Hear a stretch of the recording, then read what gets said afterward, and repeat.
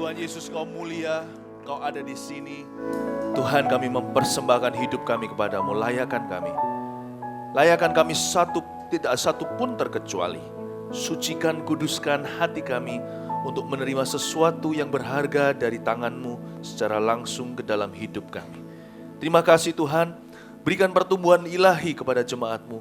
Berikan roh pengertian dan roh pemahaman firman, terlebih roh ketaatan untuk melakukan firman itu. Berikan kepada hamba-Mu ya Tuhan kemampuan untuk bisa menjabarkannya, untuk bisa mengajarkan perintah-perintah Tuhan. Dan berikan kepada hamba-Mu selalu ya Tuhan hati yang mau dengar-dengaran dengan-Mu. Sembunyikan kami di balik salib-Mu. Terima kasih Bapa. Di dalam nama Tuhan Yesus Kristus segala kemuliaan hanya bagi Tuhan. Haleluya. Amin. Beri tepuk tangan untuk Tuhan. Puji Tuhan. Shalom jemaat, silakan duduk kembali. Pertama-tama saya ucapkan terima kasih untuk dukungan doanya. Pelayanan maupun pameran di Malaysia bukan hanya berjalan lancar tapi sukses bagi Tuhan. Laporan kemenangannya menyusul, saya belum bisa rampung, kami belum bisa selesaikan. Nanti berikutnya saya tampil di depan Anda lagi untuk menyampaikan firman. Saya akan tunjukkan laporannya. Nah, bagi Anda yang datang tadi pagi, saya tahu ada yang mendobel ibadah juga. Ini adalah kelanjutan daripada firman yang saya bagikan beberapa minggu-minggu yang dulu sampai sekarang tentang prajurit, atlet, dan petani. Hari ini kita sampai ke petani, bagian babak terakhir daripada pengajaran ini. Ambil catatan, ambil kertas, ambil pen, kalau perlu Apple Pen. Ya, catat baik-baik apa yang Anda terima, sebab firman seperti ini nggak bisa sekali saja didengarkan, Anda harus memamah biak. Terus dikeluarkan suatu pengajaran yang saya mungkin tidak bisa ulang dengan cara yang sama. Karena itu Bapak Ibu Saudara yang tidak hadir di salah satu ibadah sepanjang kebaktian hari ini, Anda bisa beli CD-nya atau DVD-nya, Anda bisa ikut seluruh serinya. Kebaktian satu tadi, sedikit review, saya sampaikan subtemanya berjudul musim dan waktu. Di sana saya ajarkan perbedaan waktu Tuhan. Ada yang namanya masa benih, saat biji. Saya jelaskan perbedaannya, seed time and harvest time. Masa benih dan masa menuai, masa tuaian. Itu beda. Banyak orang salah kaprah, sehingga mereka jadi putus asa. Mereka kira mereka sudah pada tuaian, padahal mereka harusnya menabur lebih rajin dan lebih sering lagi. Nah, saya jelaskan perbedaannya dan bagaimana penting sepanjang perjalanan musim hidup kita, perubahan itu harus diterima dengan lapang dada. Perubahan yang baik harus diusahakan. Nah, saya jelaskan, saya nggak bisa jelaskan di sini, Anda dengarkan sendiri. Kebaktian bukan besok, nanti sore pukul 4, waktu Indonesia bagian Barat, karena ini sekarang yang live streaming juga dari mana-mana. Saya akan sampaikan judulnya, Hikmat dan Kekuatan Seorang Petani. Nah, di dalam pengajaran itu nanti saya jelaskan ada berbagai macam ranting di dalam kehidupan kita yang harus dibuang. Ada 4 macam ranting yang saya jelaskan. Dan bagaimana seorang petani itu seorang yang visionari. Saya jelaskan kebaktian nanti. Anda kalau bisa, hari ini nggak kemana-mana, usahakan untuk datang ibadah. Live streaming juga nggak apa-apa. Dan Anda harus ikuti seri ini, karena waktu Tuhan bicara soal petani, Tuhan bukan bicara tentang seorang profesi. Tuhan berbicara tentang sebuah karakter, sebuah sifat yang harus kita miliki sebagai anak-anak Tuhan. Ya, kebaktian terakhir saya beri judul, Kitalah Benih Itu. Nah, saya mau jelaskan kepada Anda bagaimana pada jemaat, perbedaan antara menabur benih dan kita yang jadi benih. Nah, nanti saya jelaskan di kebaktian yang terakhir. Pastikan Anda mendengarkan semuanya. Mari kita sekarang siapkan untuk yang kebaktian ini. Saya berikan subjudulnya, Membajak, Menabur, Menuai. Kita akan belajar dari sifat seorang petani dan mengambil berkah Tuhan. Bagaimana sifat petani itu bisa relevan bagi hidup kita, bidang usaha kita, dan apapun yang kita tekuni. Dan terutama masa depan kita. Menabur, menuai, membajak, menabur, menuai. Ya, nanti ada ayat-ayat tambahan seperti biasa, Anda catat aja ayatnya, demi menghemat waktu, ayat-ayat itu akan dimunculkan firman-Nya di sini ya. Kita mulai dulu dengan Markus 4 ayat 3-9. Belum Markus, kita baca dulu ayat masnya. Saya kelupaan. 2 Timotius pasal 2 ayat 1-7. Ya, kita baca ayat-ayat emasnya dulu. yang setiap kali hari Minggu waktu saya ajarkan seri ini kita baca lagi. Panggilan untuk ikut menderita, prajurit, atlet, petani. Ayat 1, sebab itu hai anak-anakku jadilah kuat oleh kasih karunia dalam Kristus Yesus. Apa yang telah engkau dengar daripadaku di depan banyak saksi, percayakanlah itu kepada orang-orang yang dapat dipercayai. Yang juga cakap mengajar orang lain. Maksudnya kalau dengar khotbah harus dicatat untuk diulangi lagi dan lagi, bahkan dilakukan, bahkan untuk mengajarkan. Oke, pastikan seri ini tidak ada yang luput. Setiap rema Anda catat, pulang nanti Anda renungkan lagi. Ayat 3, ikutlah menderita sebagai seorang prajurit yang baik dari Kristus Yesus. Ya, minggu ke-1 saya ajarkan ini, saya ceritakan apa artinya menjadi seorang tentara. Seorang prajurit yang sedang berjuang tidak memusingkan dirinya dengan soal-soal penghidupannya. Supaya dengan demikian ia berkenan kepada komandannya. Saya tak akan ulang itu lagi tentang prajurit. Kalau Anda tidak ada di sini hari Minggu itu, Anda dapatkan CD-nya. Sekali lagi saya ingatkan Anda, ayat 5, seorang olahragawan atau atlet hanya dapat memperoleh mahkota sebagai juara apabila ia bertanding menurut peraturan-peraturan olahraga. Minggu berikutnya saya sampaikan tentang olahragawan atau tentang atlet. Anda masih ingat, semoga Anda tidak lupa apa yang sudah diajarkan, karena itu berguna dan relevan. Ayat yang ke-6, seorang petani yang bekerja keras, katakan petani bekerja keras, katakan begitu. Lagi, petani bekerja keras. Belum. Sebentar lagi kita masih terus baca ya, saya hanya mau intermezzo saja. Ternyata petani itu yang paling utama adalah dia kerja keras. Mana ada petani yang kutekan? Saya nggak bicara tentang sifat jasmani, silakan Anda memberi kuku warna. Saya bicara tentang secara rohani, jangan warnai kuku Anda. Kita harus bekerja di ladang Allah. Ladang itu bukan pelayanan, ladang itu kehidupan. Kalau ladang pelayanan itu ladang di dalam ladang. Hidup kita itulah pelayanan. Kalau Tuhan bilang melalui Rasul Paulus dalam suratnya, kamulah ladang Kristus, itu berarti hidupmu bukan cuma 1-2 bagian. Jangan warnai kuku. Coba katakan kanan kirinya, secara rohani jangan warnai kukumu. Ya, kita semua harus bekerja. Petani itu yang utama kerja kerasnya. Anda pernah lihat nggak tangan petani? Kasar. Tangan kita harus kasar. Secara rohani, kerja keras, sebab seorang petani yang bekerja keras haruslah yang pertama menikmati hasil usahanya. Ini dia, ini sukacita seorang petani yang bercocok tanam, yaitu harvest time atau masa penuaian. Masa penuaian telah tiba, belumkah engkau sadari, dan sebagainya. Ya, lagu itu tahu kan? Itu sukacita kita. Setiap kita kan mau menuai. Dan bukan hanya menuai jiwa-jiwa. Menuai jiwa-jiwa itu hasil akhirnya. Gimana jiwa-jiwa kita bisa tuai kalau jiwa-jiwa tidak terlebih dahulu melihat tuaian yang indah dalam hidup kita. Contohnya righteousness, kebaikan, keadilan. Contohnya keluarga yang bahagia. Contohnya anak-anak keluarga atau rumah tangga yang harmonis. Kesaksian hidup dulu saudara sebelum Anda bersaksi itu. Tuhan mau kita menuai. Coba bayangkan, Anda mau nuai apa? Saya tanya aja secara cepat ya, langsung ya. Anda mau nuai apa? Apa? Kebenaran. Itu juga tuaian, kebenaran. Aku ingin hidupku lebih kudus.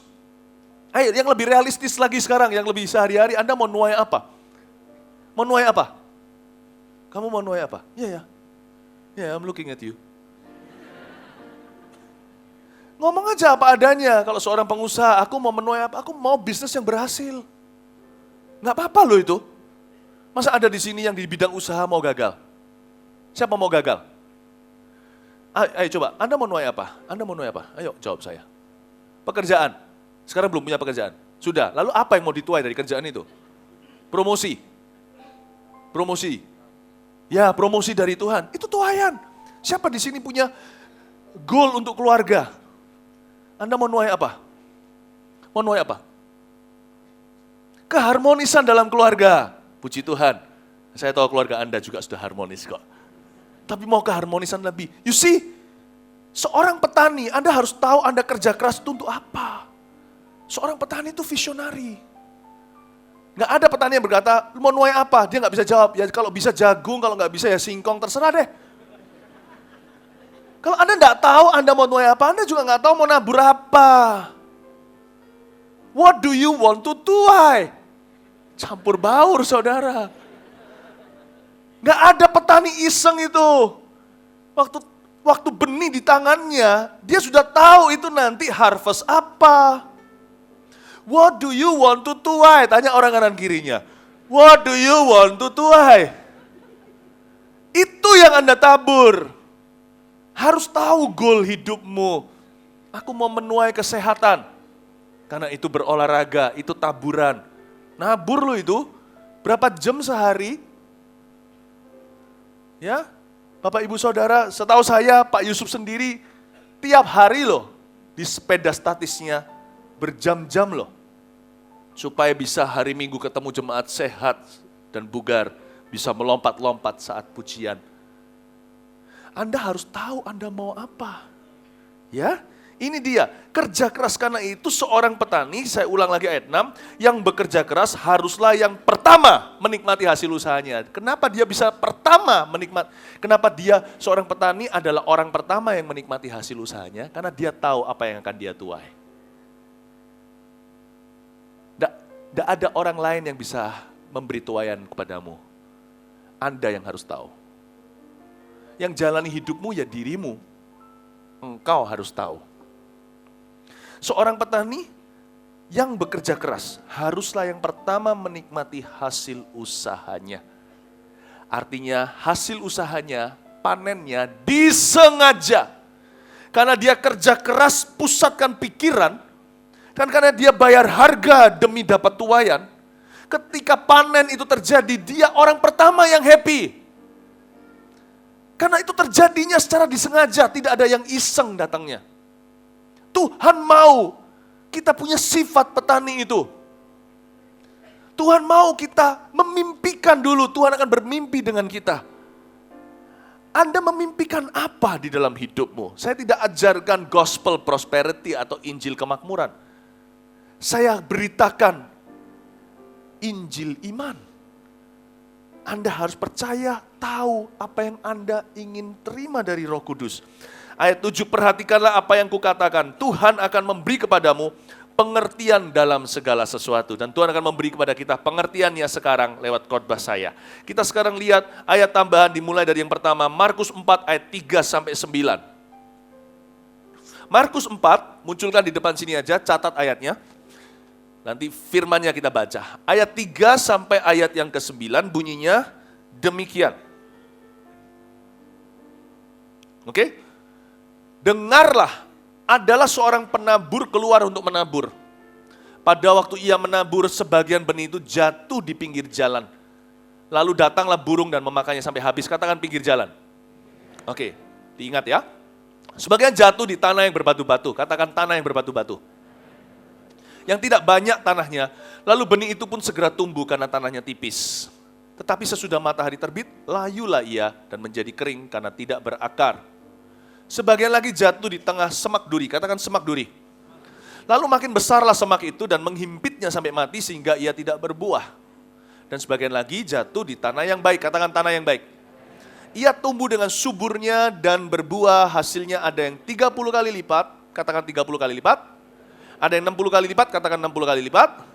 Ada yang 100 kali lipat, katakan 100 kali lipat. Yang mau dapat 100 kali lipat, berikan tepuk tangan untuk Tuhan. Dan katanya, siapa mempunyai telinga untuk mendengar, hendaklah ia mendengar. Katakan amin. Oke, ada 4 macam tanah. Seorang petani punya sukses harus disengaja. Dia harus tahu dulu tanah yang dia miliki itu segembur apa. Yang saya suka dari seorang petani itu sangat realistis dengan tanah yang dia miliki. Oleh karena itu ada yang namanya membajak. Karena dia saking realistisnya, dia tahu tanah ini tidak gembur untuk ditanami. Dia bajak dulu. Gak ada petani bodoh langsung lemparkan benih. Seperti yang saya katakan, seorang petani harus tahu apa yang dia lakukan. Karena dia berlomba dengan musim dan waktu. Sekali lewat musimnya, susah untuk menanam apa-apa. Ada waktunya kita tahu di bulan-bulan tertentu hujan akan datang, hujan awal musim, hujan akhir musim.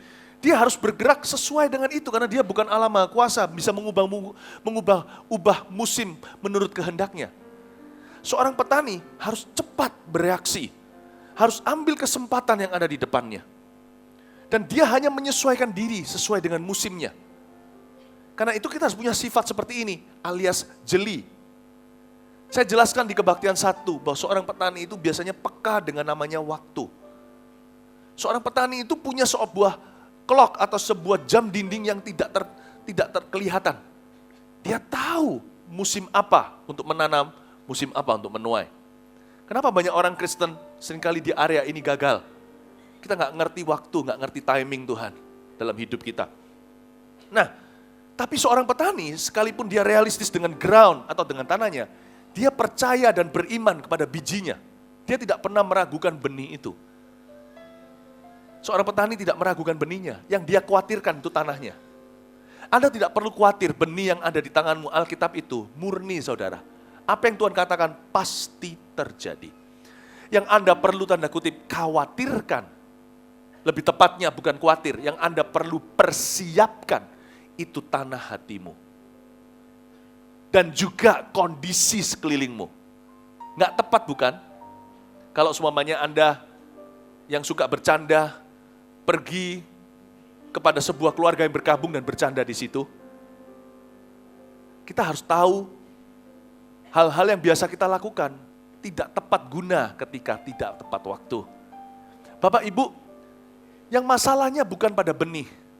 Petani harus mempersiapkan tanahnya. Dia percaya bahwa benih yaitu firman Tuhan yang ada di tangan kita ini, Bapak Ibu Saudara, tidak ada salahnya. Ini murni dan ini kekal. Cuman yang perlu dipersiapkan adalah hati kita. Yang perlu dipersiapkan adalah sikon, situasi kondisi kita. Anda yang suka, katakan Anda yang suka bepergian, suka jalan-jalan dengan keluarga. Tapi kalau Anda sikonnya tidak mengizinkan, dan Anda telepon teman akrab Anda pukul 3, ajak dia jalan-jalan ke mall. Nggak tepat bukan?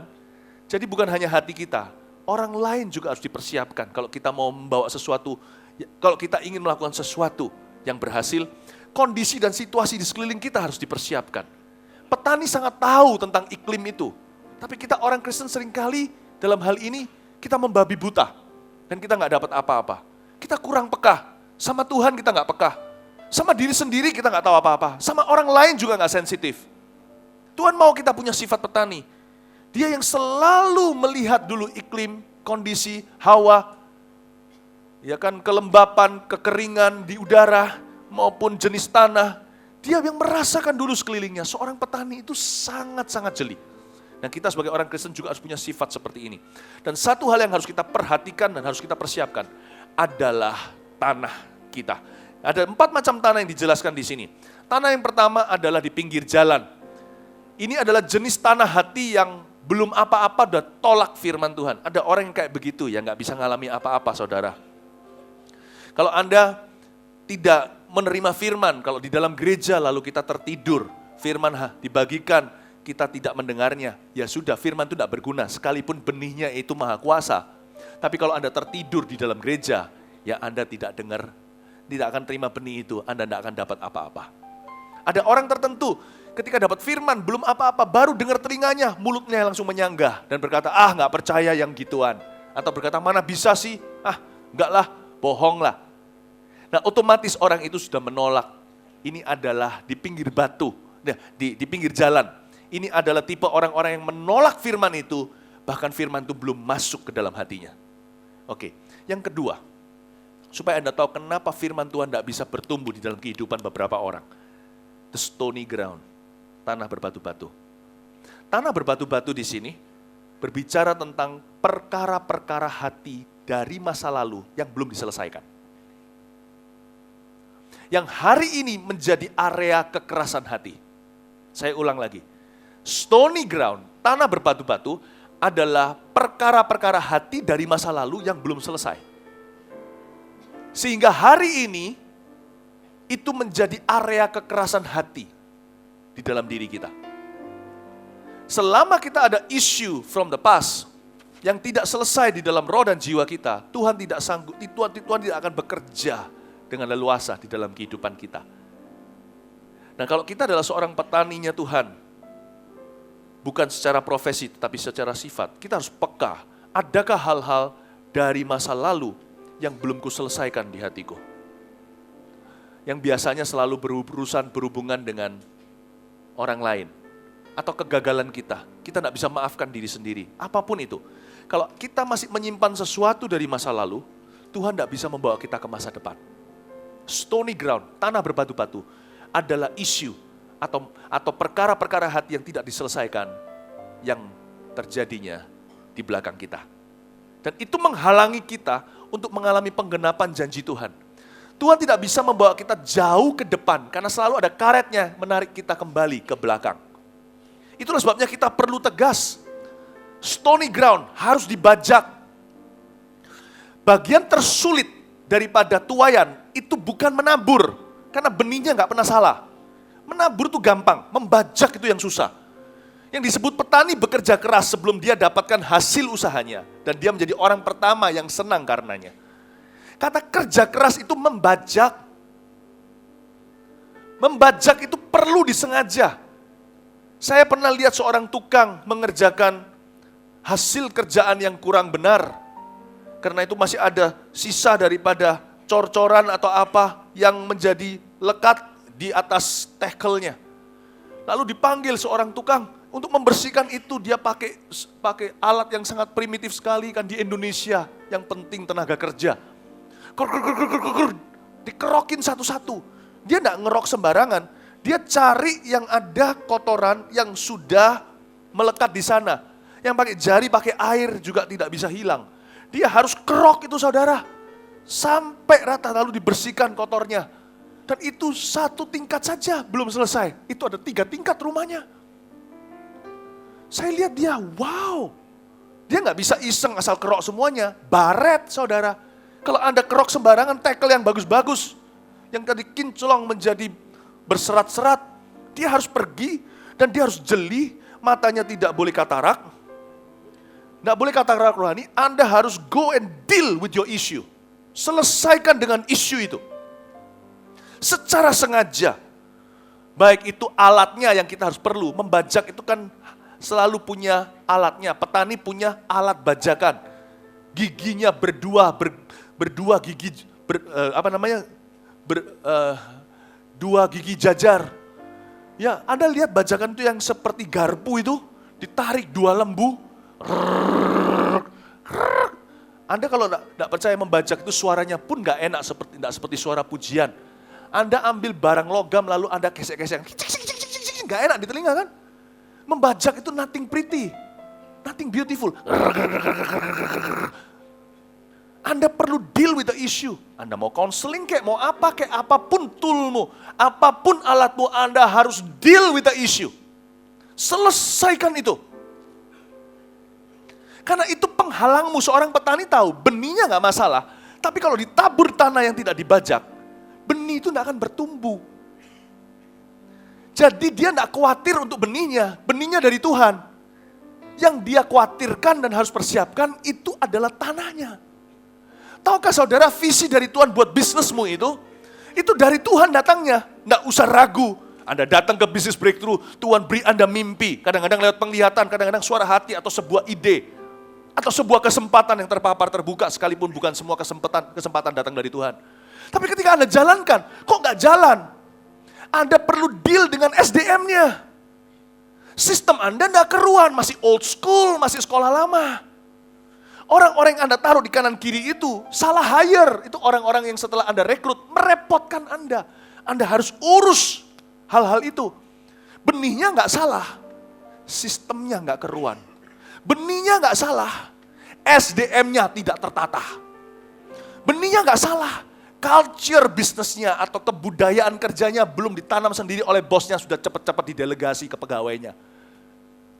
Diciak kanan kiri, karena bosnya sendiri belum tanam DNA daripada bisnis itu. Maunya cepat untung. Benihnya nggak salah. Yang salah adalah siramannya, tanahnya. Bapak Ibu Saudara, itulah sebabnya menjelaskan mengapa sekalipun sebuah pernikahan diberkati di gereja kadang-kadang gak bahagia. Soal mertua gak diselesaikan. Bukan hanya sikon itu bicara hati kita. Hati ini bisa pengaruh dengan hal-hal dari luar. Anda kalau gak bisa punya strategi untuk bisa hadapi ini akan pengaruh pernikahanmu terus. Apalagi setiap kali ada sesuatu, anaknya akan berdiri dan berkata, menantunya akan berkata, mamamu itu. Kata mamamu itu harus diganti mulai hari ini. Kalau mamanya tinggal di Manyar, mama Manyar gitu loh. Mama kita tapi yang tinggal di Manyar. Kalau satu mamanya di Basuki Rahmat ya mama Basuki Rahmat. Mama Basuki.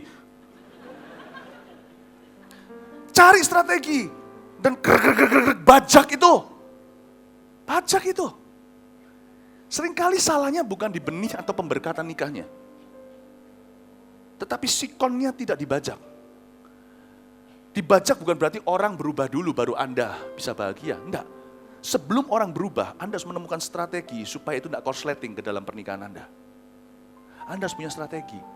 Dan saya tidak perlu ceritakan satu persatu. Saya di sini khotbah hanya yang penting prinsipnya. Roh Kudus kalau Anda dengar-dengaran seperti yang dikatakan firman tadi, Tuhan akan memberimu pengertian. Seperti dikatakan firman yang berikutnya yang tadi kita baca, maka barang siapa bertelinga hendaklah ia mendengar apa yang Roh Kudus mau ajarkan. Tahu enggak? Khotbah itu cuma 50%, Anda bawa pulang rumah. 50% lagi mendengar suara Roh Kudus sendiri. Dari khotbah ini Anda akan dengar, oh begitu. Aplikasinya itu nanti di tangan Roh Kudus dan Anda. Karena itu firman ini prinsipnya harus Anda catat. Anda mama biak, keluar lagi, masuk lagi, telan lagi, keluar lagi. Nanti pada waktu hari Rabu minggu depan, Kamis, atau mungkin Senin bahkan, atau Sabtu, Tuhan akan berbicara, begini loh nak, strateginya untuk pernikahanmu. Dari firman yang saya bagikan. Amin Bapak Ibu. Itu dia, dibajak dulu. Saya lihat tukang itu kerokin satu persatu. Stony ground atau tanah yang berbatu-batu adalah isu yang harus di-deal, tidak boleh ditutup-tutupi. Anda harus buka dengan gracefully, dengan kasih karunia Allah. Dan selesaikan di dalam hadiratnya. Thorny ground, yang kedua, yang tanah ketiga maksudnya, adalah tanah yang bersemak duri. Nah semak duri ini bukan bicara tentang masa lalu, tapi masa kini. Segala perkara-perkara yang terjadi sekarang di hati Anda, dalam bentuk kekhawatiran, dan dalam bentuk keinginan. Kadang-kadang firman itu mau bekerja tapi terhalang karena kita ada satu keinginan yang menggebu-gebu akan sesuatu. Kalau Tuhan bilang, kalau Anda sekarang ya Tuhan itu mau ajarkan Anda soal bisnis contohnya, tapi Anda itu sekarang terpengaruh dengan teman-temanmu. Yang sini sudah bisa beli mobil ini dan rumah ini, Anda ngebet pokoknya mau beli itu, padahal Roh Kudus tuntunnya lain. Sekarang investasi dulu ke bisnis dan sistemnya, tapi Anda mau berfoya-foya. Nah itu bisa menjadi penghalang firman di dalam bisnis Anda. Karena belum tepat waktu dan musimnya. Anda hanya terpengaruh dengan pergaulan yang salah. Bapak Ibu Saudara, Tuhan mau bekerja, tapi kemauan dan ambisi manusia menghalangi. Ambisi orang tidak sama dengan visinya Allah. Itu yang disebut dengan semak belukar yang mencekik firman. Perkara-perkara kekinian yang terjadi di dalam hatimu dan hatiku, dalam bentuk kekhawatiran, atau dalam bentuk keinginan. Kekhawatiran juga bisa. Tuhan lagi berfirman, tapi Anda khawatirnya berlebihan tentang ini dan itu. Sehingga suatu hari Tuhan memberi kepada kita firman untuk mengampuni, kita khawatir nanti orang situ sebelah sana gak berubah. Tuhan memberi Anda firman memberi, tapi Anda berkata, bagaimana saya bisa memberi, saya kekurangan. Orang-orang seperti ini harus dibajak dulu hatinya. Firman apapun yang disampaikan kepadanya, pasti akan disangkalinya. Tahukah plowing is the hardest part. Membajak adalah bagian tugas dari seorang petani yang paling susah. Menabur itu mudah, apalagi menuai. Menuai itu tidak perlu berusaha. Membajak itu yang perlu berdarah-darah. Amin Bapak Ibu Saudara. Itulah sebabnya, kalau kita datang ke gereja ya, khotbah itu tidak ada masalahnya. Khotbah ini memang tidak pure protein, karena tetap ada apa kata manusia. Ada opini pengkhotbah. Tapi khotbah itu penting, karena itu the spoken words. The explain words, atau firman yang dijelaskan. Itu ada bagiannya di dalam kerajaan sorga. Bahkan ada jawatannya, seorang pengajar contohnya. Dia harus mengajarkan perintah-perintahku, salah satu dari 5 jawatan. Amanat Agung pun mengajarkan, gak cukup orang baca Alkitab, tetapi harus ada, kamu murid-muridku, harus mengajarkan semua perintah-perintahku. Bahkan di Alkitab dikatakan seorang gembala harus cakap mengajar. Oke? Coba perhatikan. Namun demikian, sekalipun pengajaran itu ditentukan oleh Tuhan, tidak semua orang akan dapat yang sama. Why? Benihnya sama loh. Anda sekarang dengarkan saya ini berapa ratus pasang telinga, berbarengan, bersamaan mendengarkan pesan yang sama. Isa beda-beda nanti buahnya. Why? Karena kondisi hatinya, bukan benihnya. Benihnya sama. Kondisi hatinya beda.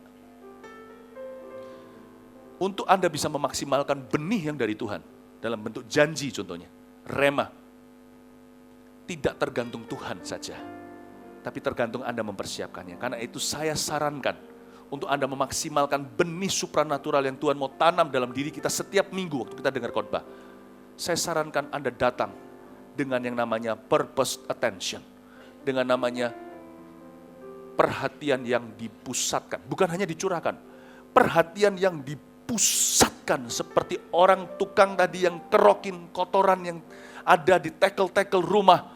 Dia cari dulu ketemu, dia kerok di sana. Itu karena dia punya perhatian, bukan hanya dicurahkan untuk pekerjaannya, tapi dipusatkan ke kotoran itu. Bapak, Ibu, Saudara, ketika Anda datang ke gereja, pusatkan perhatian Anda untuk firman.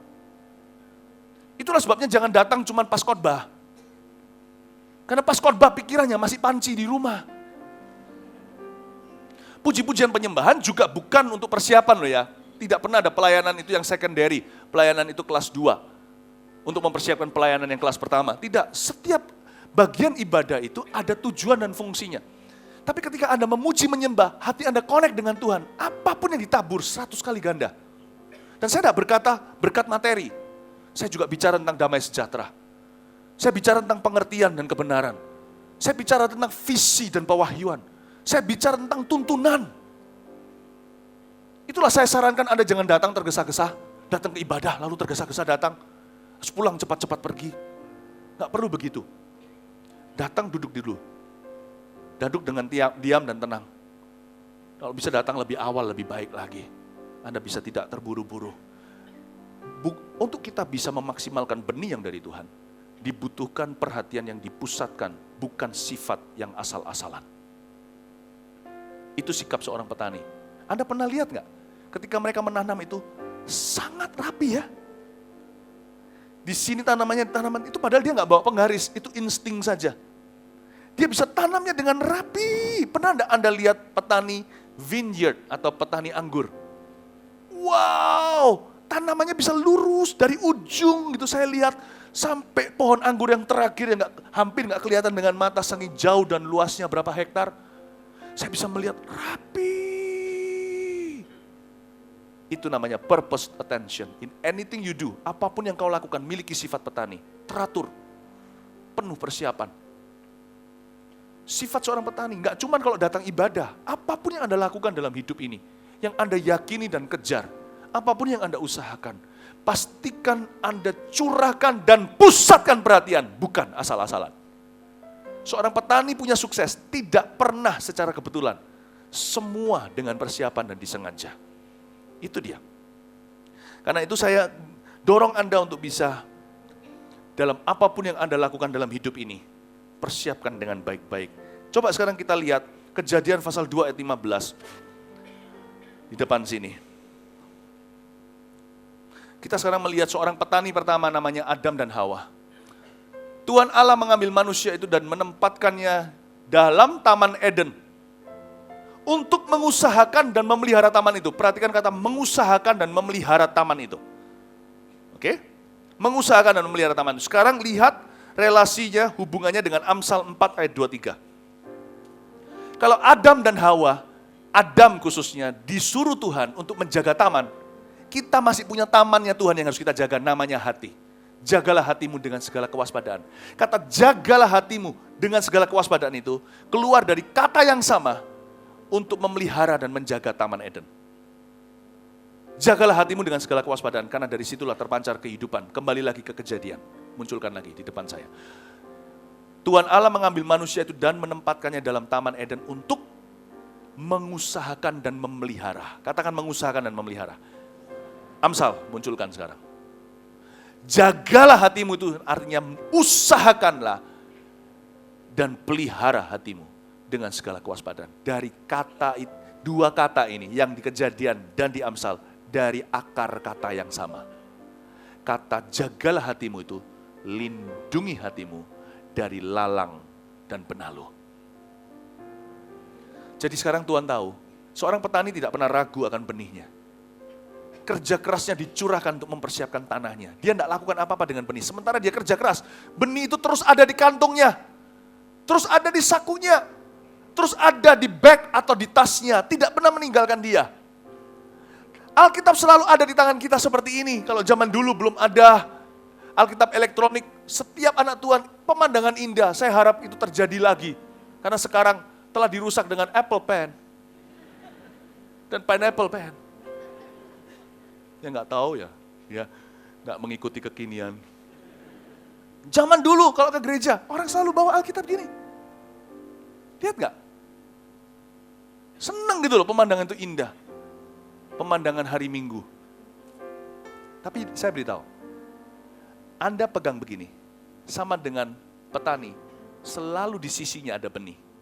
Tapi ketika Anda masuk ke gereja, tantangan Anda, bukan apakah benih ini akan bisa memberkati Anda atau tidak. Tantangan Anda adalah membajak sisa-sisa kotoran di hatimu. Agar ini bisa berbuah 100 kali ganda. Bapak Ibu, benih sama-sama di saku. Tapi tanah berbeda-beda menghasilkan hasil yang tak sama pula. Anda mesti harus lakukan sesuatu. Minta Roh Kudus untuk menolong Anda dan saya. Untuk kita bisa membajak hidup kita dengan baik. Ya. Nah sekarang kita lihat Amsal ini, saya mau tanya sama Anda. Kesalahan Adam yang pertama apa? Tahukah Anda kesalahan Adam yang pertama apa? Kalau jawaban Anda adalah makan dari pohon pengetahuan yang baik dan jahat. Bukan itu kesalahan pertama. Kesalahan pertama Adam yang disuruh Tuhan untuk mengusahakan dan memelihara, artinya di Amsal dikatakan menjaga Taman Eden. Adalah mengizinkan setan ada di taman itu. Bahkan sebelum setan mencobai dia, bahkan sebelum dia jatuh dalam pencobaan dan makan dari buah yang terlarang, kesalahan Adam yang pertama adalah mengizinkan setan berkeliaran di taman yang di dalam yang Tuhan letakkan di dalam tanggung jawabnya. Coba Anda lihat sekarang di Kejadian pasal 1 ayat 26. Munculkan di depan sini.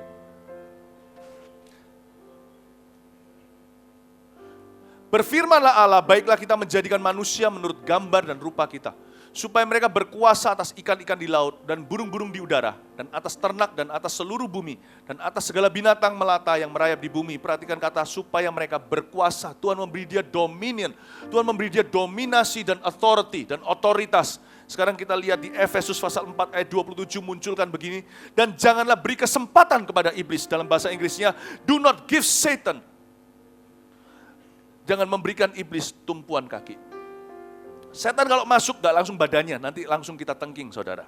Setan kalau masuk itu masukkan kakinya dulu. Kalau orang mau tutup pintu, bahaya itu kalau Anda sendirian di rumah, lalu ada orang ketok rumah, Anda buka pintu, lalu ada sepatunya masuk begitu, itu bahaya. Sebentar lagi perampok itu bisa masuk seluruh tubuhnya. Setan selalu masuk dengan sepatu dulu. Jangan berikan tempat dia bertumbuh. Kesalahan Adam adalah setiap malam sebelum dia jatuh, berapa malam hanya Tuhan yang tahu, tidak tertulis di dalam kitab Kejadian, berapa lama dia hidup sebelum dia jatuh dalam dosa. Dia izinkan dirinya sleeping with the enemy in the same garden. Don't flirt with the devil.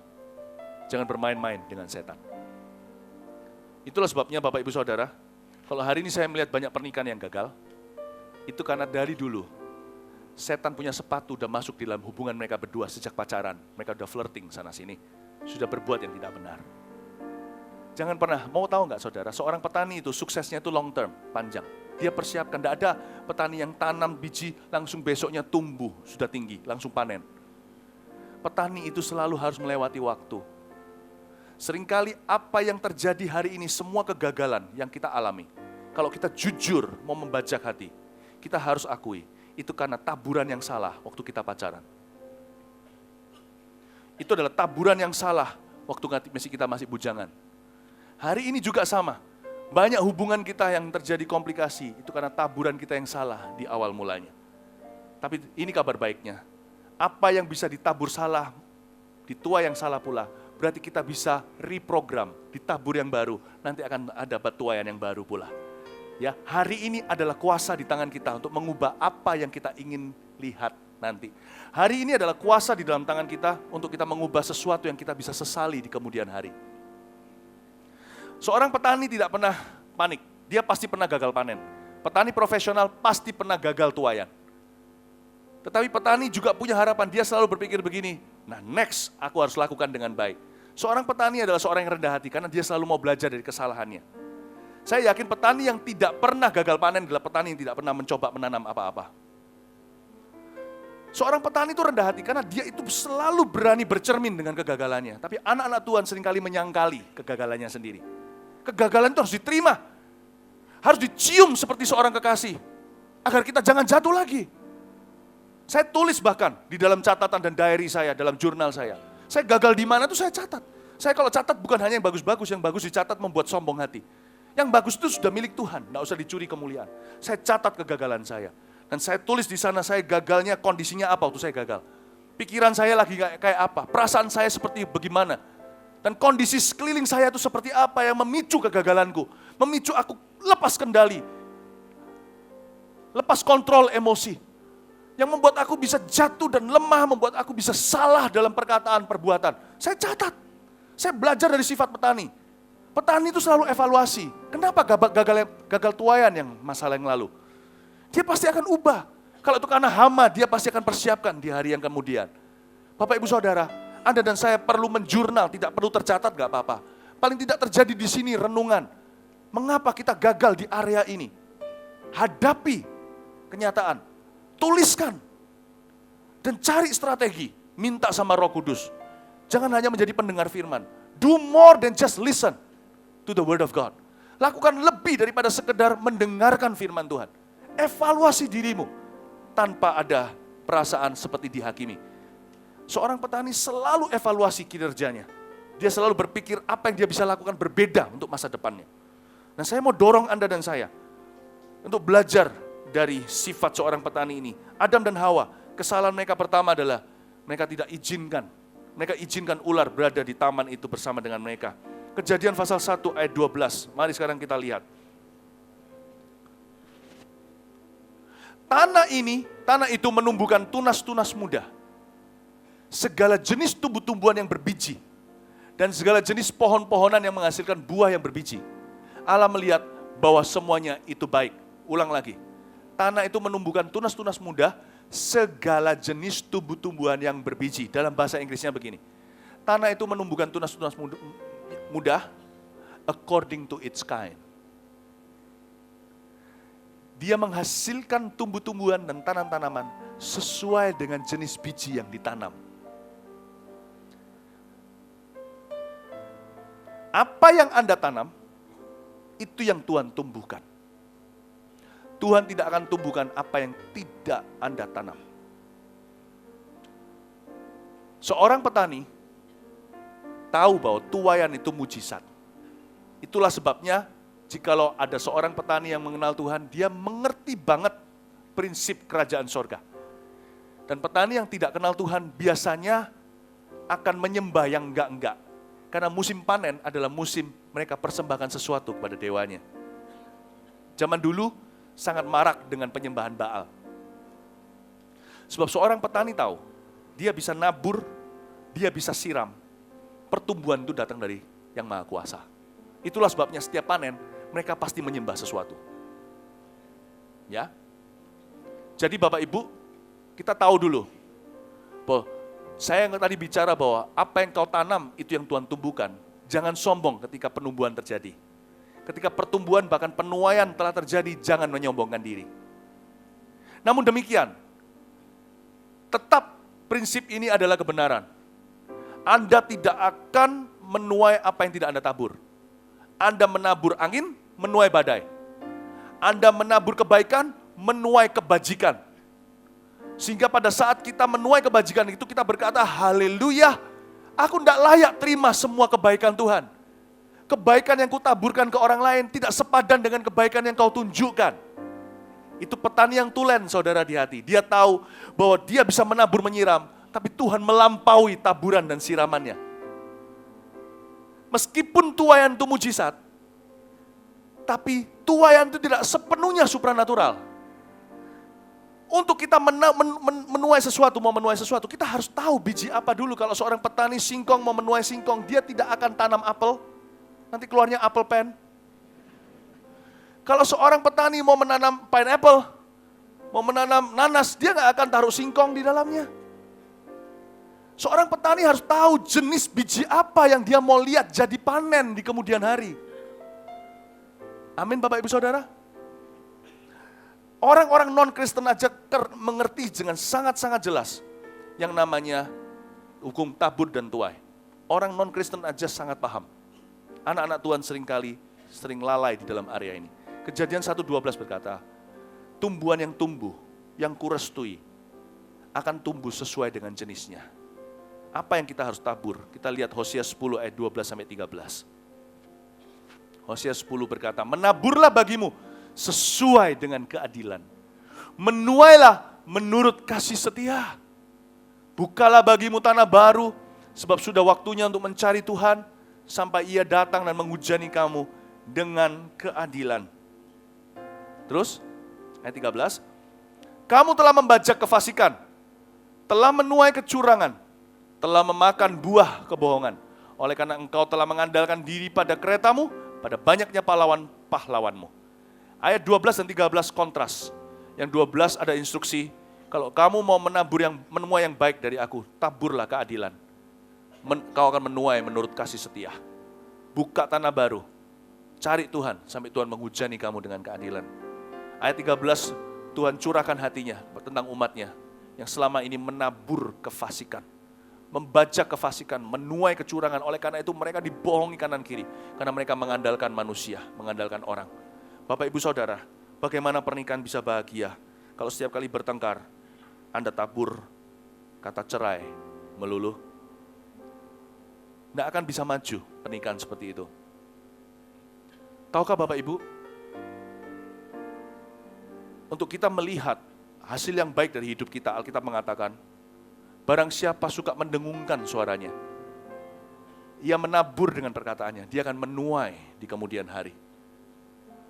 Hidup mati dikuasai lidah. Bagaimana pernikahan bisa bahagia kalau dikit-dikit waktu bertengkar muncul kata cerai? Kalau itu yang kau tabur, mana bisa kau menuai? Mana bisa kau menuai yang baik? Kalau di dalam bisnis kita yang kita lakukan hanyalah tipu kanan kiri, mungkin dapat uang masa kini. Mungkin Anda bisa kaya. Kalau nggak percaya, lihat para koruptor itu, uangnya banyak. Tapi Anda tidak akan menuai damai sejahtera. Anak cucu Anda akan buron melulu.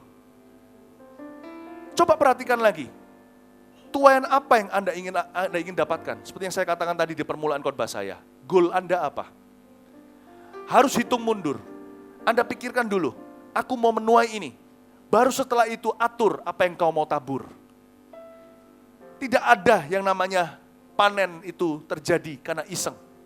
Kasih karunia tidak menghapus kasih karunia, the grace tidak menghapus hukum tabur dan tuai. Ingat satu hal. Ada orang berkata kalau Tuhan bisa melakukan mujizat. Tapi dia nggak pernah melihat mujizat. Karena dia tidak pernah menabur firman di dalam kehidupannya. Ada orang tertentu tidak pernah menuai penyertaan. Paling-paling nanti di ranjang kematiannya last minute Tuhan selamatkan dia. Masih bisa tertulis di kitab kehidupan. Tapi orang itu tidak pernah mengalami rencana Tuhan dalam hidupnya. Kenapa? Dia tidak pernah menabur waktu dengan Tuhan Yesus. Dia tidak pernah menanam firman dalam dirinya. Dia tidak pernah dengar khotbah. Dia juga bahkan tidak pernah baca Alkitab. Tapi dia mau minta penyertaan. No. Sekalipun saya baca Alkitab, sekalipun saya dengar khotbah, saya ke gereja pelayanan, waktu Tuhan sertai, saya selalu ternganga dan berkata, sekalipun saya baca Alkitab, sekalipun saya ke gereja, sekalipun saya itu mendengarkan firman Tuhan, apa yang barusan Tuhan lakukan pada saya ini tetap melampaui apa yang saya tabur, apa yang saya tanam. Paham maksud saya? Tuaian itu tidak sepenuhnya supranatural. Some of us don't reap anything from God because we don't sow anything in God. Beberapa di antara kita tidak pernah menuai apa-apa dari Tuhan karena kita tidak pernah menabur apa-apa di dalam Tuhan. Secara keuangan juga sama, Bapak Ibu Saudara. Ada orang yang kikir, ada orang yang pelit, ada orang yang selalu begini, dan selalu kekurangan. Bapak Ibu, orang seperti itu dikasih lebih, percuma, bocor semuanya kalau Tuhan tidak restui dan serta. Ada waktunya kita harus beritahu orang dengan sangat-sangat tegas. Kamu tidak diberkati, karena kamu tidak pernah menabur apa-apa. Kamu hidup bagi dirimu sendiri. Bapak Ibu Saudara, kegagalan beberapa orang menyolok. Bukan karena Tuhan mengutuki. Karena dia tidak pernah menanam apa-apa di dalam Tuhan. Dia tidak pernah menanam dalam keadilan dan kebenaran. Coba evaluasi kembali dalam hidupmu. Ada beberapa masalah yang terjadi dalam hidup Anda sekarang itu. Bukan Tuhan izinkan. Itu terjadi karena kita salah menanam di dalam hidup kita. Ya, kita sekarang lihat Hosea, Galatia pasal 6 ayat 7. Jangan sesat. Allah tidak membiarkan dirinya dipermainkan. Karena apa yang ditabur orang, itu juga yang akan dituainya. Kalau di dunia ada yang namanya hukum karma. Kristen beda loh ya. Hukum karma itu pas. Anda satu bagian dibalas satu, Anda dua balas dua. Hukum Tuhan berbeda. Itu counterfeit KW-nya. Hukum tabur dan tuai. Sekali lagi saya ingatkan, saya menabur kebaikan sama Tuhan. Saya kasih contoh ya, saya pernah sekali menabur kebaikan dengan seseorang, memberi kesempatan. Tapi ketika saya sendiri diperlakukan demikian sama Tuhan, karena saya sadar saya siapa, saya orang berdosa, saya berkata, ya Tuhan, how great thou art. Betapa besar engkau itu, betapa murah hati. Saya berkata, siapakah aku ini Tuhan, jadi biji matamu. Saya tetap gak ngerasa layak. Kalau karma bisa rasa, ya sepatutnya. Aku kasih segini harus balik segini. Kalau hukum taburan tuai, itu hukum yang dibangun di atas dasar hubungan yang sudah ada dulu antara seorang Allah yang suci dan orang berdosa yang diampuni. Jadi ketika saya diperlakukan dengan baik oleh Tuhan, saya tidak berkata, ya sepatutnya aku nabur begitu kok. Dan kalau saya mengalami sesuatu yang buruk, sekalipun saya nabur yang baik, seperti Ayub gitu, saya tidak akan marahi Tuhan dan berkata, kenapa kau memperlakukan aku demikian rupa, aku sudah menabur yang baik. Hukum tabur tuai itu dibangun di atas dasar hubungan dan pengenalan akan Tuhan. Tapi saya mau beritahu, orang-orang dunia itu lebih takut dari orang Kristen yang ngerti hukum karma. Saya pernah kenal bicara sama satu orang, pengusaha, bukan orang Kristen, dan saya bisa bangga meskipun dia belum kenal Tuhan Yesus, paling tidak sikap hatinya itu membuat dia dekat untuk bisa mudah menerima Tuhan suatu hari. Dia berkata sama saya, buat apa saya bisa kaya? Saya punya banyak kesempatan untuk ciak kanan kiri. Buat apa saya lakukan itu? Saya takut sama yang maha kuasa. Apa yang saya tabur itu akan saya tuai. Buat apa saya punya semua harta? Saya tidur tidak bisa nyenyak. Buat apa kalau anak-anak saya nanti dikejar-kejar oleh musuh-musuh saya? Yang gak terima sama saya, bahkan ketika saya sudah meninggal dunia. Saya bilang sama dia, Pak, andai kata semua orang Kristen bisa berpikir seperti Anda, dia sudah seperempat kebenaran. Orang Kristen lebih tidak begitu. Aku ciak kanan kiri, hari Minggu aku diampuni. Gila. Anda diampuni untuk Anda kembalikan uang itu, orang itu, hai Sakius. Anda tidak pernah diampuni untuk bisa happy yaya setelah itu simpan uang orang. Never. Pertobatan itu selalu, itu mau tahu nggak? Saudara kembar pertobatan itu adalah perubahan. Selalu disambungkan THT, telinga, hidung, tenggorokan. Saya tahu, saya dulu sering kena sinus. Sekali kena sinus, rasanya saya itu hidup di akuarium. Telinga pun jadi dublek. Telinga pun jadi tuli. Saya nggak bisa terlalu dengar orang karena ngomong kanan kiri. Itulah sebabnya kalau saya sekali kena sinus zaman dulu, khotbah saya pun saya nggak bisa seperti seorang orang nyanyi, nggak bisa dengar suara sendiri. Khotbah pun bisa fales. Mau saya beritahu, THT-nya Tuhan soal pertobatan, itu perubahan hidup. Omong kosong, diampuni hari Minggu, omong kosong. Kalau Anda tahu pengampunan, Anda pulang kembalikan 4 kali lipat Sakius kepada orang yang Anda curi itu uangnya. Apalagi kalau itu anak Tuhan 8 kali ya, balikin 8 kali lipat. Jangan 4. Orang dunia yang tahu karma lebih takut sama Tuhan yang dia tidak kenal daripada orang Kristen takut akan Tuhannya yang dia sudah kenal dengan sangat baik. Tidak heran banyak orang non-Kristen tidak mau jadi orang Kristen. Saya paham, saya tidak salahkan mereka. Karena orang Kristen kelakuannya kayak begitu. Sedih saya melihat itu. Dan saya ngomong gini, saya tidak hakimi. Saya sendiri evaluasi apakah saya sering kali juga jadi sandungan buat orang lain. Kalau Anda tidak percaya tabur tuai, percaya karma itu salah, menurut Alkitab firman Allah. Paling tidak saya lebih kamsya Anda percaya karma daripada kita munafik percaya tabur tuai dan tidak lakukan apa-apa. Paling tidak Anda masih seperempat dekat dengan kebenaran. Orang dunia itu lebih tahu tabur tuai. Orang Kristen tidak mengerti. Kalau itu yang kau tabur, hari Minggu kau minta pengampunan. Percayalah 100%. Tuhan akan membalasmu dan keturunanmu. 100%. Sekalipun Anda di sini nangis-nangis minta ampun, dibalas sama Tuhan. 100% tidak usah ragu. Allah tidak pernah turunkan hujan pada orang-orang non-Kristen saja. Tadi hujan tadi pagi, yang basah kuyup. Paling tidak mobilnya. Semua orang Kristen punya mobil juga basah kuyup. Alkitab berkata di Galatia, jangan sesat yang kau tabur itu akan kupastikan kau menuainya. You must start doing something from now on. Ada beberapa orang uangnya di tempat ini, di gereja bahkan ada banyak pencuci uang. Jangan kasih perpuluhan, please. Sebelum Anda kembalikan itu, stop perpuluhanmu. Tidak usah masuk gereja ini. Kembalikan dulu. Ada orang yang punyanya cuma 100 juta. Saya merasa ini dalam spirit saya tidak hakimi semua Anda. Kalau Anda kupingnya panas ya mungkin itu orangnya. Kalau tidak panas ya biar lalu lalang itu Anda dapat firman kejujurannya. Tapi sisanya itu kena ke orang yang adalah pencuri di rumah Tuhan. Yang menjadi perampok itu bukan mereka yang tidak memberi perpuluhan. Yang mereka dengan perpuluhan mencoba mencuci uang orang lain. Ada orang yang punya cuma 100 juta aja. Anda jak itu. Padahal Anda punya 10 miliar. Dia cuma punya 100 juta, habis semua tabungan hidupnya.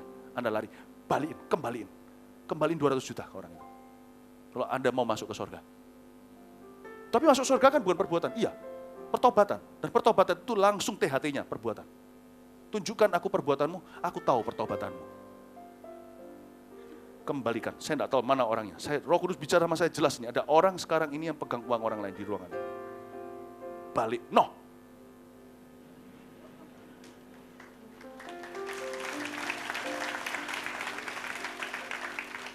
Amin.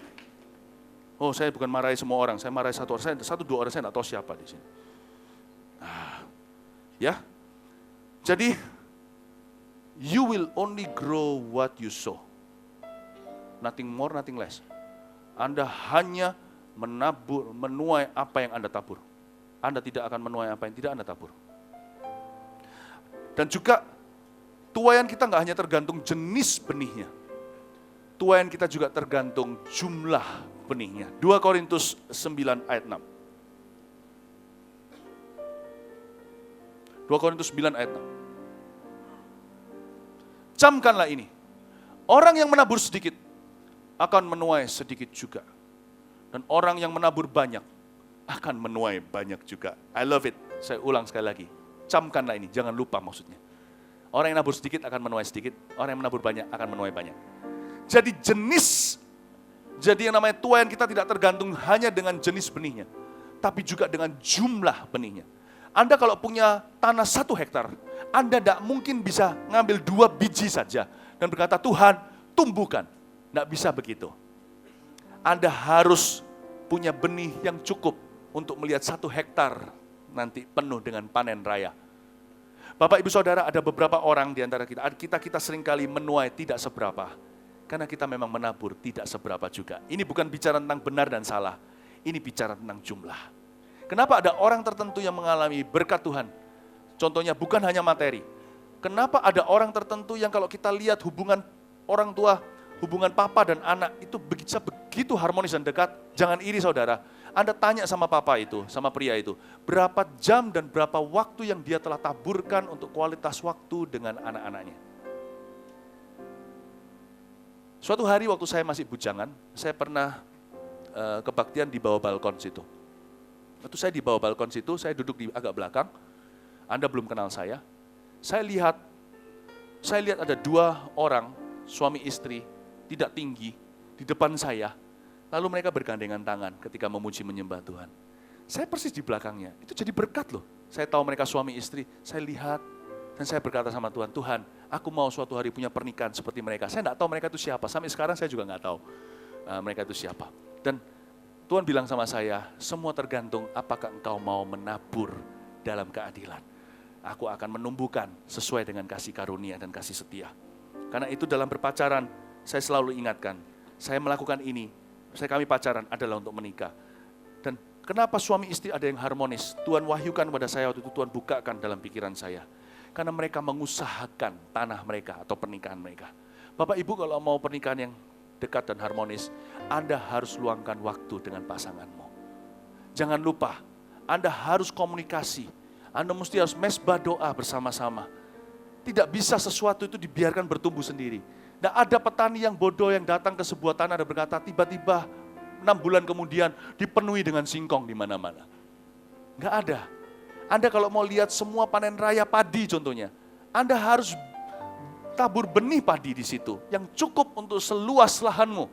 Ada orang tertentu yang tidak mendapatkan maksimal dari Tuhan, tidak mengalami yang maksimal karena dia juga menaburnya setengah-setengah.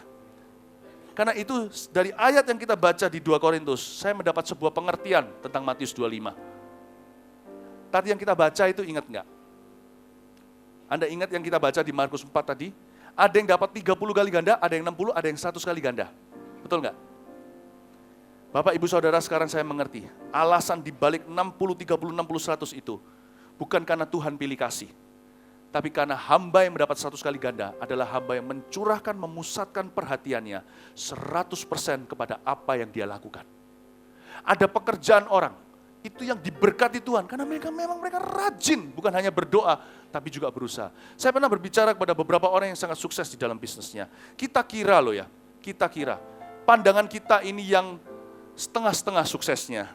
Kalau saya pikir lagi, kita itu hidup dalam fantasi. Banyak orang berpikir gini, aku mau kerja, sukses, dapat uang banyak, lalu habis itu pensiun dini. Sadarkah Anda? Sebagian besar orang yang make it to the top, yang sampai ke top di dalam game dan dalam bisnis mereka, adalah orang-orang yang paling rajin bekerja. Saya pernah bertemu beberapa di antara mereka, beberapa lagi saya baca cerita hidup mereka. Ini orang-orang yang saking sukanya bekerja sampai tua pun bekerja. Ada di antara mereka yang tidurnya tidak banyak. Saya pernah kenal bicara dengan beberapa orang di antaranya, mereka tanpa disadari saya sedang interview mereka. Saya ini suka belajar dari satu sekolah, bukan sekolah university, tapi sekolah people. Saya suka lihat, dengar orang, waktu saya dengar bicara sama orang, saya pancing-pancing agar dia ceritakan, agar saya bisa belajar banyak dari kehidupan orang-orang ini. Dan di antara mereka ada yang bahkan tidur pun tidak selama tidur kita setiap hari. Orang yang suka bekerja, saya bilang gak heran mereka dibawa Tuhan ke top seperti itu. Why? Mereka rajin, mereka gak pernah pikir pensiun. Pensiun dini apalagi. Mereka sukanya bekerja.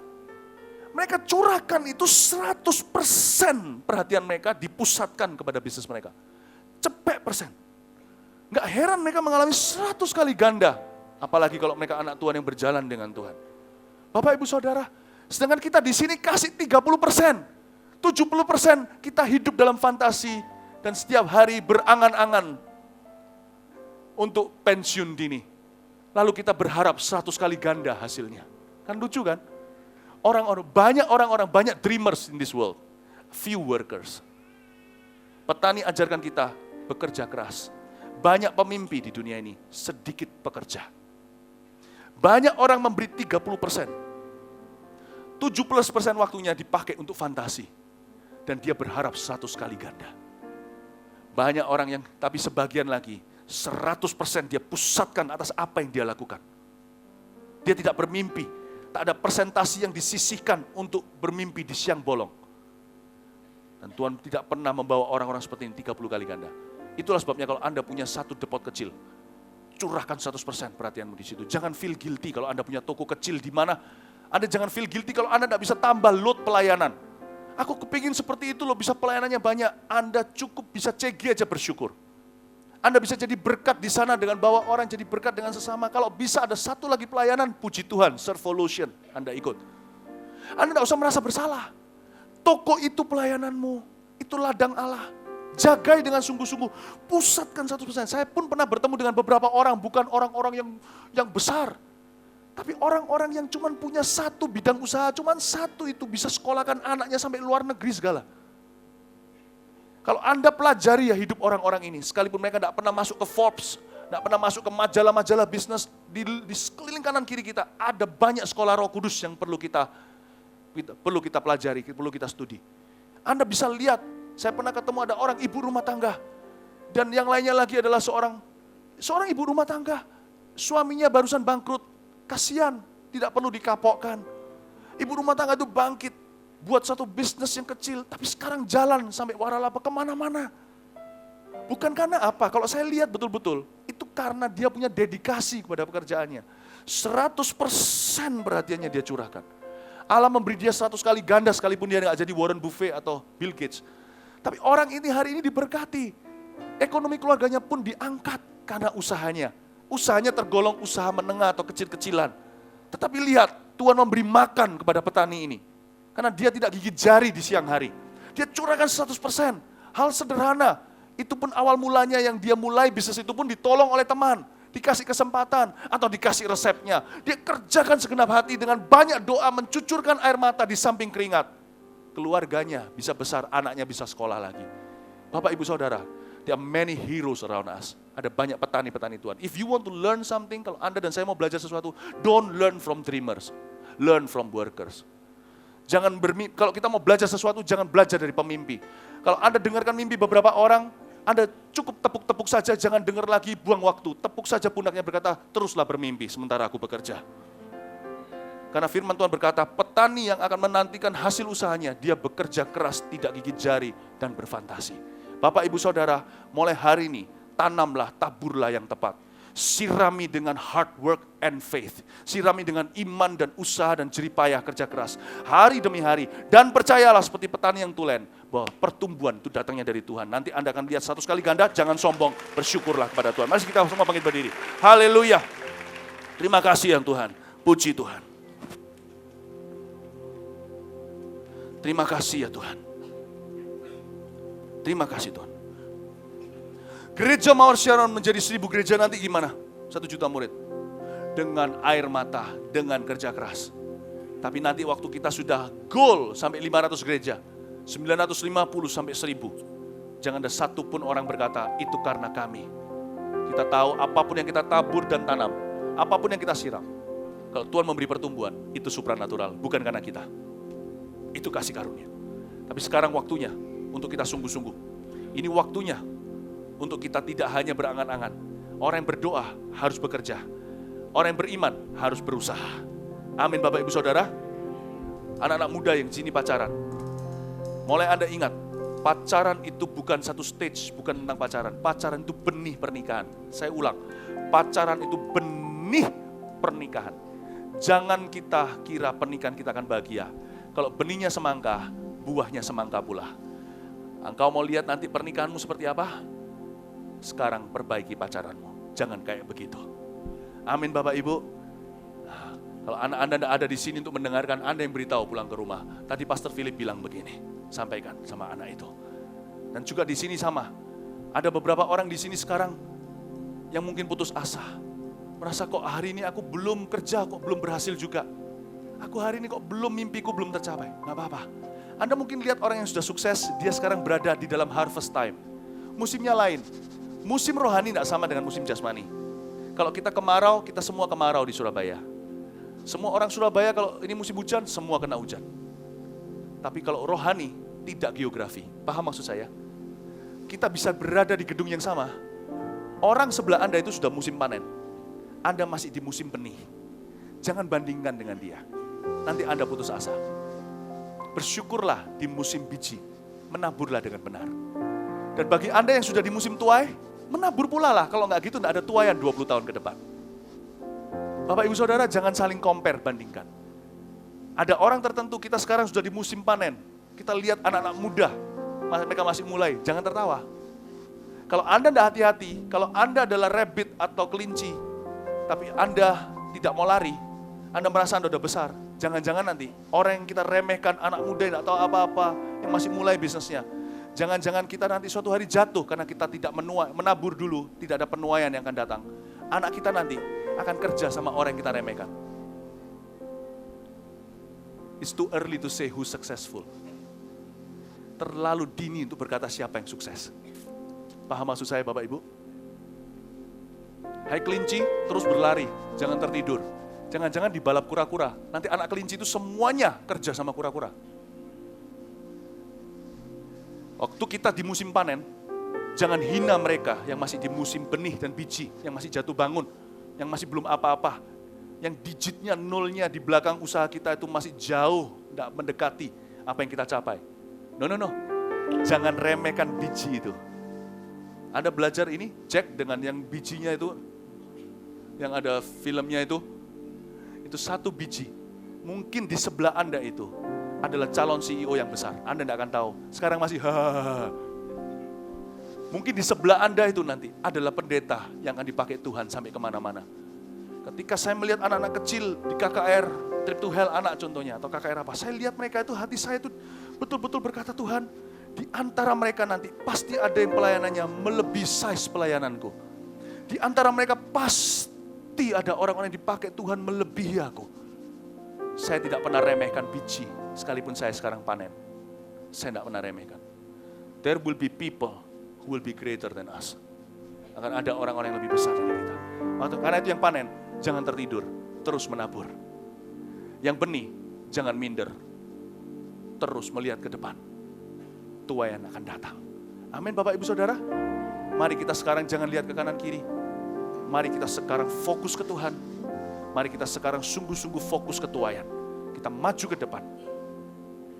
Amin Bapak Ibu. Jangan bandingkan kanan kiri. Dan katakan seperti ini, Tuhan pakailah aku. Tuhan, aku ingin melihat tuaian itu terjadi. Tuhan, urapi aku agar tuaian yang besar akan terjadi. Terima kasih Tuhan, terpujilah nama-Mu. Mari kita nyanyikan satu lagu untuk memantraikan. Thank you Lord. Semua milikku,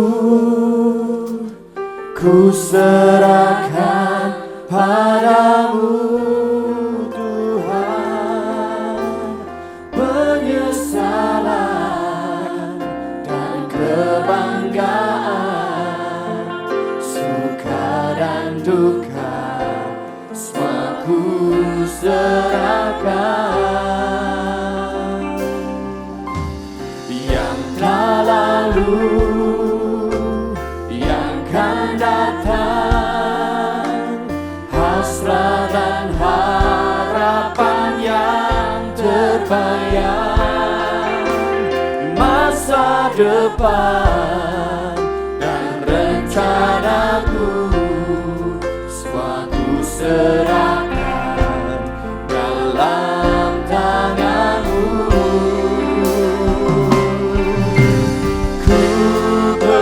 Persembahkan hidupku kepadamu Tuhan, untuk kemuliaan-Mu ku berikan hidup ini sebagai persembahan yang berkenan padamu. Berikan hidupku, ku persembahkan hidupku kepadamu Tuhan, untuk kemuliaan-Mu ku berikan hidup ini sebagai persembahan berkenan padamu. Ku berikan hidupku. Sekali lagi, ku persembahkan hidupku. Ku persembahkan hidupku kepadamu Tuhan, untuk kemuliaan-Mu ku berikan hidup ini sebagai persembahan yang berkenan padamu. Ku persembahkan hidupku kepada